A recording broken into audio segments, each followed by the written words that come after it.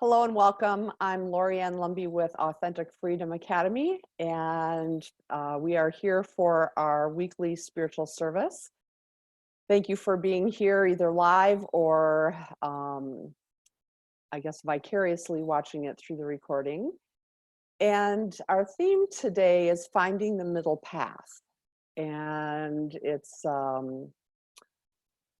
something that I've been very increasingly aware of as the world around us is in whatever spin it's in right now. And so we're going to have some opportunities to take a look at how to find that middle path, how to navigate the insanity and the chaos that's going on in the world today, and all of, I guess I'll say, the cacophony of information and voices. So before we begin, let's take a few moments in silence to bring our presence here. And so I invite you to close your eyes and to take a moment to draw your awareness into this present moment.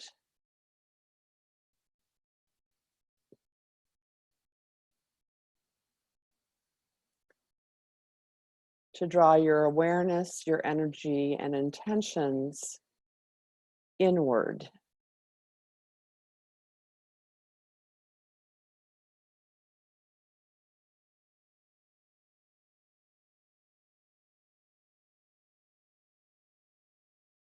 Focusing your attention on yourself.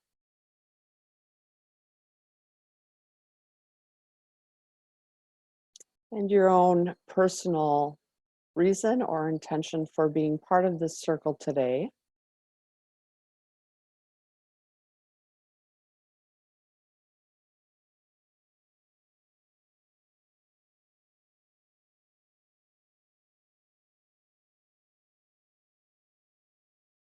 To recognize this as an opportunity for you to honor your own soul's needs, to disconnect from the externals,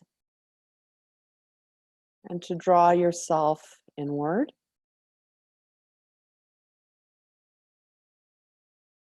Giving yourself this time for your own journey, your own self-reflection, your own support.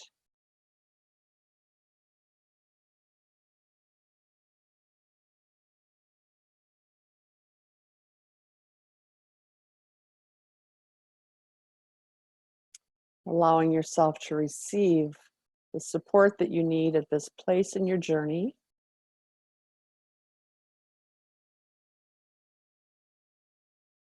Where you are now and where you're being called into being.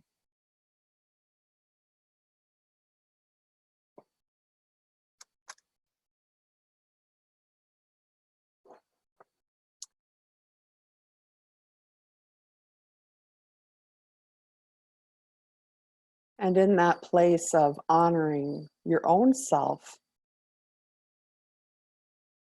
I invite you to listen to these words from the Tao Te Ching.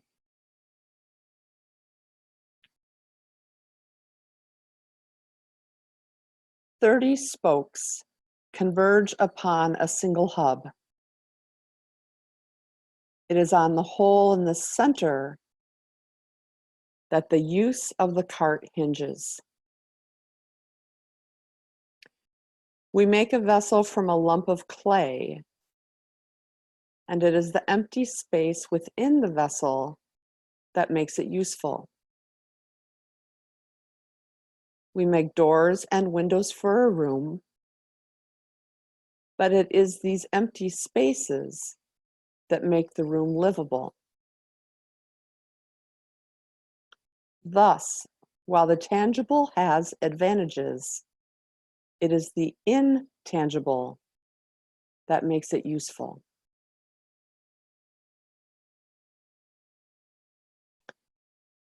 "30 spokes converge upon a single hub. It is on the hole in the center that the use of the cart hinges. We make a vessel from a lump of clay, and it is the empty space within the vessel that makes it useful. We make doors and windows for a room, but it is these empty spaces that make the room livable. Thus, while the tangible has advantages, it is the intangible that makes it useful.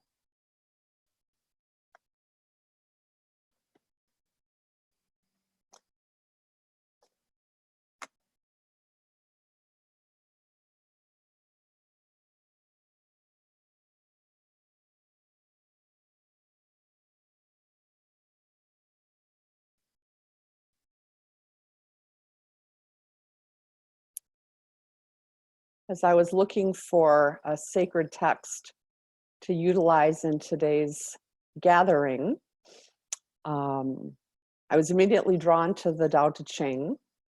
And this particular translation is by John C.H. Wu.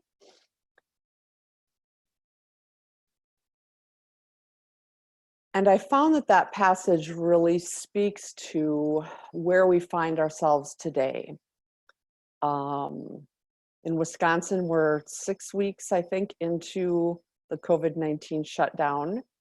Some aspects of our normal living had already closed down even prior to that. And we are living in this place of profound unknown and unknowing.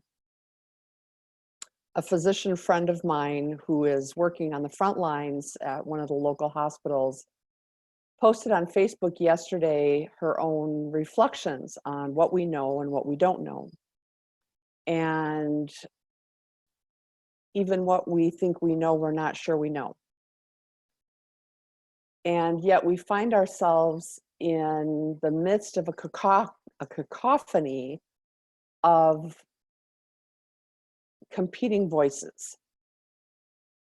On one end of the spectrum, there are medical professionals, people that are working in the field that are speaking caution, prudence, a slow reopening, if a reopening at all. On the other end of the spectrum, we're hearing one conspiracy theory after another. On, I guess, another side of that spectrum, or somewhere in the middle, we're hearing medical reports, some of which might be valid, some of them might be false. We're hearing people speak as medical doctors and posting things online, and they may or may not actually be a medical doctor. And I do know that Jen Norden, the doctor friend of mine, is a real doctor, and she really is speaking from practical experience as to what's happening, at least here in the Fox Valley. And obviously our experience is very different than we're seeing in some of the more hot spots in the country. So that's one set of voices that we're hearing. The other thing that we're hearing and witnessing is the very human reaction to fear, the very human reaction to not knowing, and the very human drive to want to be in control. And we can see all kinds of examples about how people are trying or desiring or seeking to be in control of a situation that really is kind of uncontrollable. And, you know, I think of some of the business owners that want to go back to work and want to reopen their businesses. I think of um, those that are quote unquote essential employees that, well, they are essential employees, but certainly not being paid in proportion to their essential nature.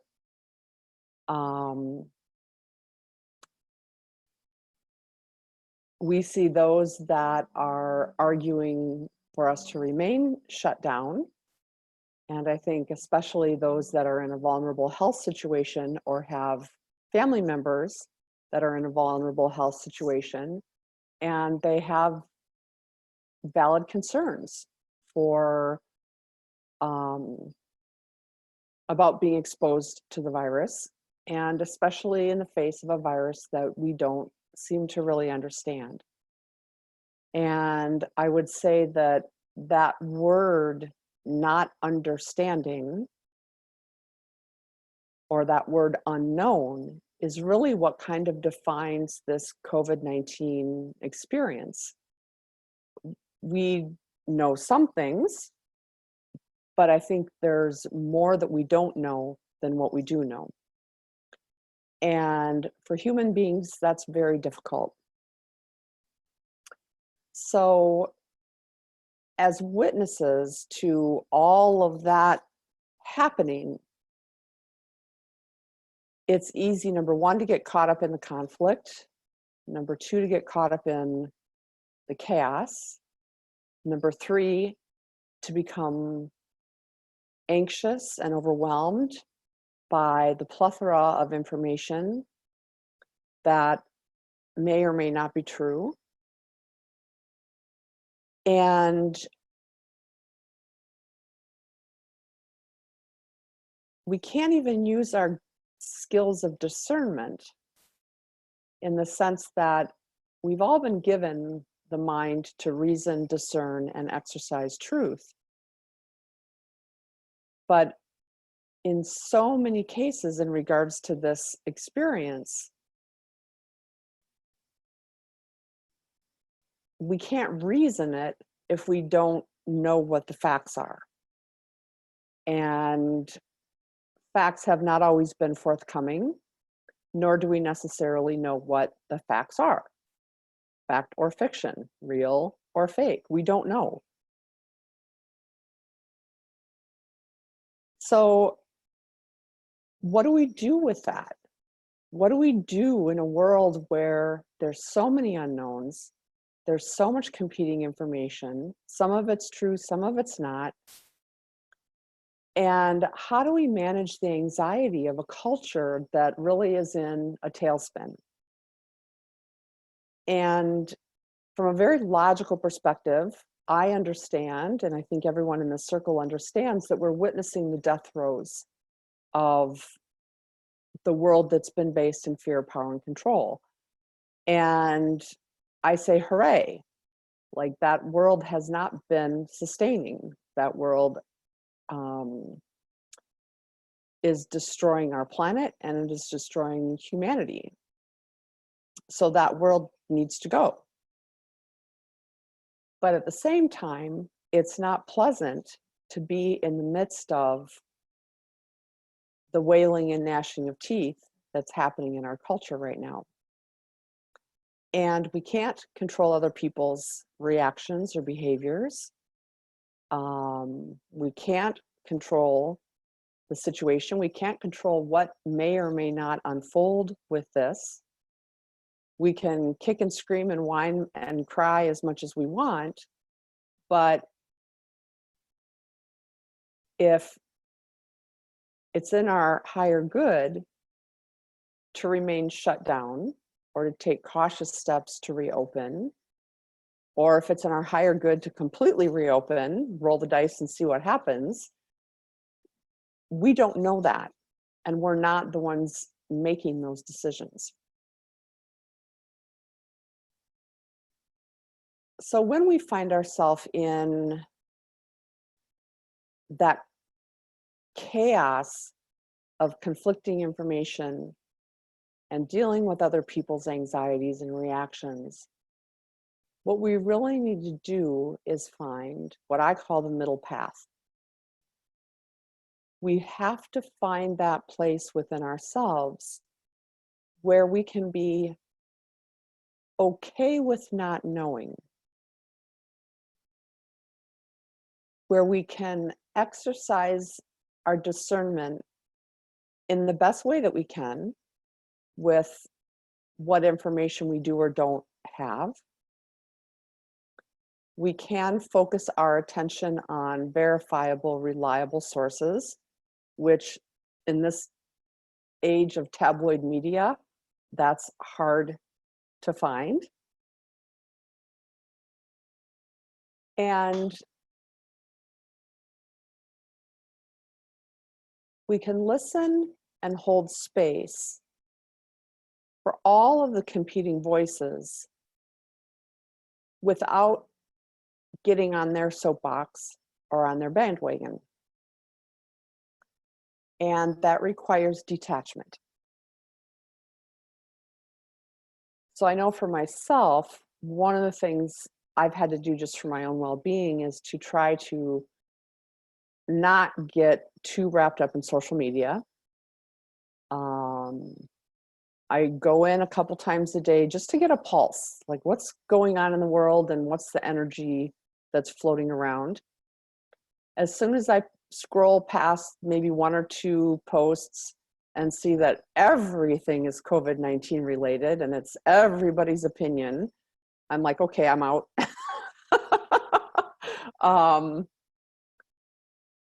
So tempering the amount of information that we're taking in, listening, discerning, and ultimately holding it all loosely. And what I mean by that is, at least I'll put it in my own words. I try not to get married to any specific conspiracy theory or any specific medical theory or any specific idea about who's the good guy, who's the bad guy, who's trying to manipulate us, who's trying to control us, what's fake information, what's hype. I just try to hold all of it really loosely and to look at it, pay attention to it, take it in. But contrary to our conditioning, we don't have to make it our own. We don't need to pick up other people's theories or bandwagons and make them our own. Now, if it's our own theory and our own bandwagon, and we want to communicate that, then that's one thing. But we don't have to take on everybody's cause. And one of the mantras that's really been helpful for me as we've been moving through this, or I guess one of the awarenesses, is that it's not my job to convince anybody of anything, nor should I try. And it's one of the things that I think I've come to understand about human nature is that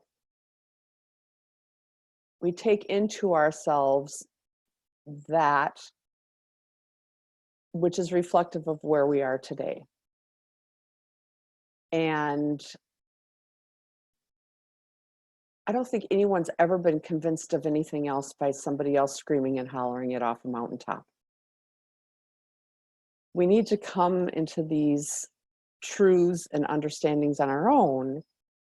And absolutely, we can look for things that can support us in that journey, whether it be leaders in a field, books, education, study, conversations with friends. You know, there's a million different ways that we can gather information and begin to make some of our own decisions. But we don't have to take on other people's platforms if it's not our own. So the middle path allows us to be in the midst of the chaos, the conflict, human beings' reactions, and grasping for control, seeking answers, trying to understand or wanting to know. We can wade through the mountainous pile of information, understanding that some of what we see might be true, some of it might not be. And the middle path allows us to take all that in without getting overwhelmed by it, without being consumed by it, without being destroyed by it.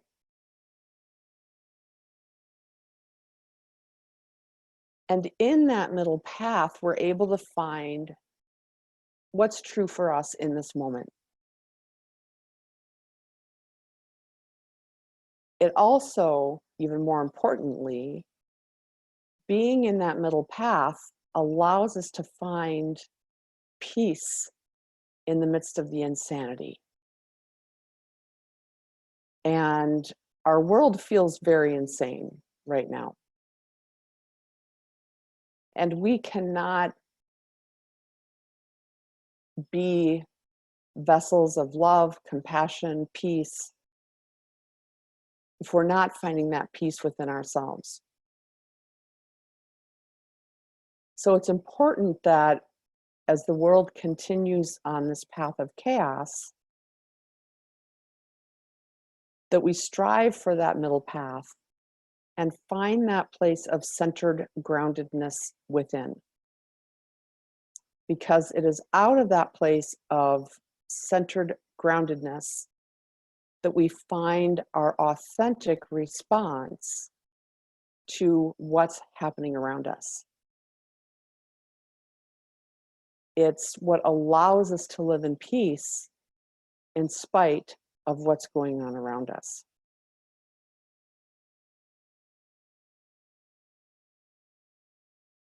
So as we continue through this journey,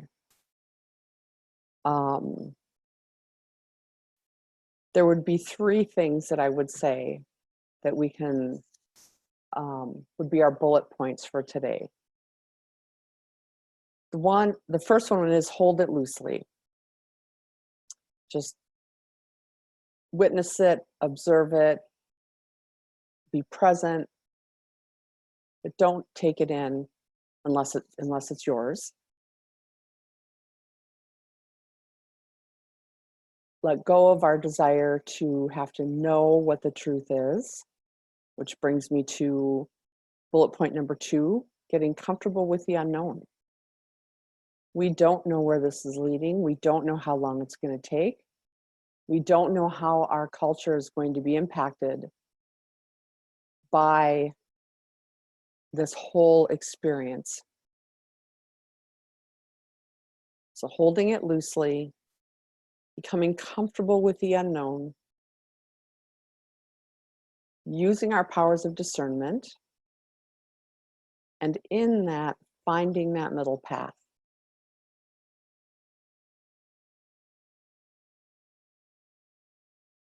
So I invite us to take a few moments in quiet as we kind of let that percolate in us. And after we've had an opportunity to do that, we'll have a time to share and to support each other in this process. And then we'll close our session with a short meditation on finding that middle path.